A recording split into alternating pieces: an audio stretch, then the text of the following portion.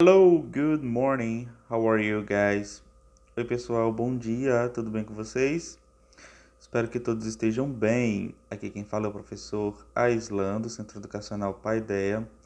E a gente já vai continuar com as nossas videoaulas de hoje. Vamos fazer a correção da atividade passada. Na última aula, a gente fez a Lesson 4 e a gente teve esse e-mail que o Gianni mandou para a família dele, falando sobre a viagem dele para London. Gente, deixa eu mostrar para vocês aqui a segunda questão, que era para escrever as questões, né? Aqui eu abreviei para poder caber, tá? Essa palavra aqui, ó. Crown Jewels, que é as joias da rainha, que é um espaço lá. Gente, a Torre de Londres é enorme. Tem várias coisas, tem restaurante, tem lojas, tem de tudo lá dentro. Era um incrível palácio, depois se transformou numa prisão e depois eles transformaram em ponto turístico. Então, incrivelmente grande. E olha só, essa questão aqui, vocês deveriam colocar em ordem. Eu não coloquei porque essa é uma questão pessoal. Aquelas que são da sua preferência para você visitar primeiro, né? Deixa me ver aqui. Primeiro eu iria no British Museum. Depois eu iria em The Tower Bridge. Depois eu iria em Madame Tussauds Wax Museum, que é aquele museu de cera onde tem várias pessoas com bonecos de cera e tudo mais. E por último eu ia em The London Dungeon. Ou nem iria, porque eu tenho medo. Mas, olha só, Medieval Torture and Other Horrible Things for Children. Oh my God! Tortura medieval e outras coisas horríveis para as crianças. Aqui nós temos as atrações do Ben, Mr. Smith e Kathy. As que eles preferem ir primeiro, não é? As favoritas. E a gente também teve essas perguntas aqui que foram feitas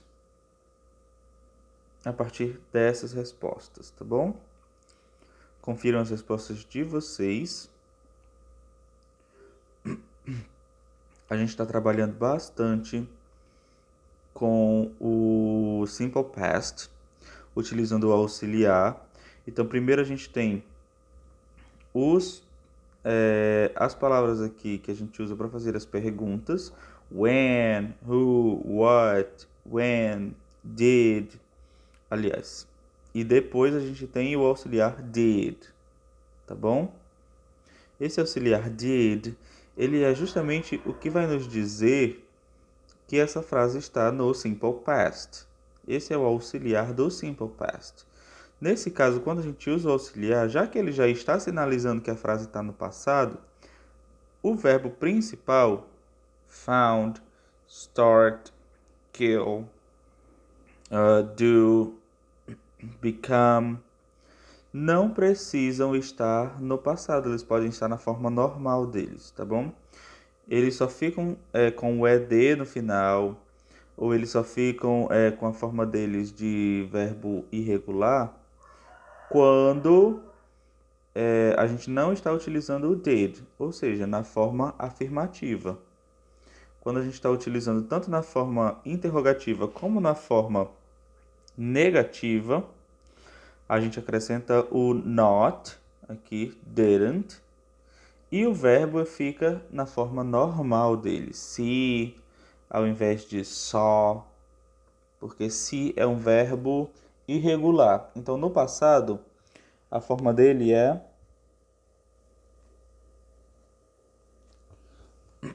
saw. Porém, como a gente está utilizando o auxiliar, ele fica normal, ó. See, didn't come back, didn't return. Ok? Para hoje, nós vamos fazer a Lesson 5.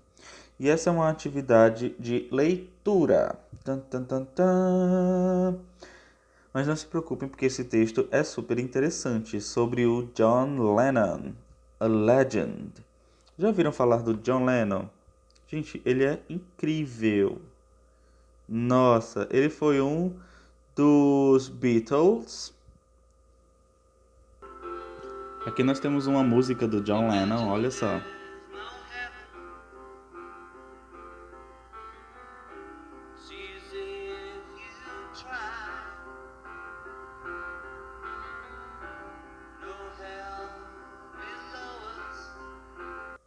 Viram só?